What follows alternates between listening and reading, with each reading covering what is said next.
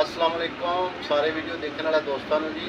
अज जी मेरे नाल मौजूद ने मलक यासर साहब जी। इन्होंने पिछले साल शौक किया बकरे का तो कजरे का भी, ठीक है जी। तो असी इन्होंने अज पूछांगे कि बकरे का शौक सही है या कजरे का, ठीक है जी। हाँ जी मलक साहब। जनाब अगर देखा जाए तो बकरे का शौक नालों कजले का शौक अच्छा है। ठीक हो उसकी वजह यह है कि बकरे की जी केयर वो ज़्यादा करनी पैंती है कजले की निस्बत। ठीक हो गया।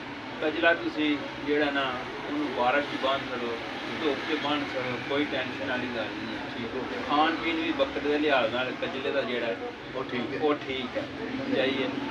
तुसी अगर उन्होंने खाली पट्ठे ही पाई जाओ ना कजले में ओवरऑल तो वो खा लेंदा है। उसकी निस्बत अगर तुसी बकरा जेड़ा उन्होंने पट्ठे वगैरह खाली पाओ तो वो नहीं खाता।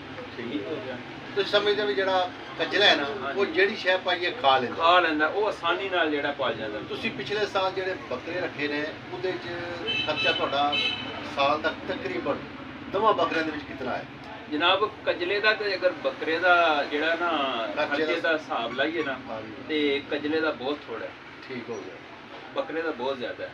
ठीक हो तकरीबन फी बकरा ਜਿਹੜਾ ਸਾਲ ਦਾ ਉਹ ਕਿੰਨਾ ਕੀ ਖਰਚਾ ਜਿਹੜਾ ਇਹਨਾਂ ਦਾ ਉਹਦੇ ਤੇ ਹੋ ਜਾਂਦਾ ਫੀ अगर ਬੱਕਰਾ तुसी सही ਉਹਦੀ खिदमत करो ना बकरे की तो 50,000 रुपया ਇੱਕ ਸਾਲ ਦਾ ਇੱਕ ਬੱਕਰਾ ਖਾਂਦਾ ਹੈ। हाँ जी। जिस अगर कजला अगर वो 25,000 रुपया खाएगा मतलब है अद्धो अद्धा फर्क है। अद्धो अद्धा फर्क है। वजन के लिहाज नाल जब कजरा ना वो माशाल्लाह ज़्यादा होगा। मतलब मैं बकरे ਨਾਲ ਕਜਰਾ ਵਜ਼ਨ ਵੀ ਜ਼ਿਆਦਾ ਕੱਢੇਗਾ हाँ जी। ਤੇ ਉਹਦਾ ਖਰਚਾ ਵੀ ਘੱਟ ਹੋਏਗਾ ਅੱਧੋ ਅੱਧ ਘੱਟ ਹੋਏਗਾ। हाँ जी। ਤੁਸੀਂ ਕੀ ਸਮਝਦੇ ਹੋ ਕਿ ਬੰਦਿਆਂ ਨੂੰ ਕਜਲੇ ਤੇ ਜ਼ਿਆਦਾ ਮਿਹਨਤ ਕਰਨੀ ਚਾਹੀਦੀ ਜਾਂ ਬੱਕਰਿਆਂ ਤੇ? अगर बंदे कुर्बानी का शौक करना चाहते हैं ना तो उन्होंने कजले का शौक करना चाहिए। ठीक हो गया। वो है कि गोश्त भी चंगा निकल आएगा जो 4-5 घर बंदा चंगा गोश्त दे सकता है। ठीक हो तो बकरे का गोश्त तो उतना नहीं निकलता है भावें तुम जितनी मर्जी खिदमत करो।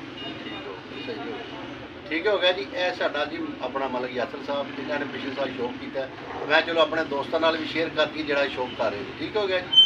चलो जी।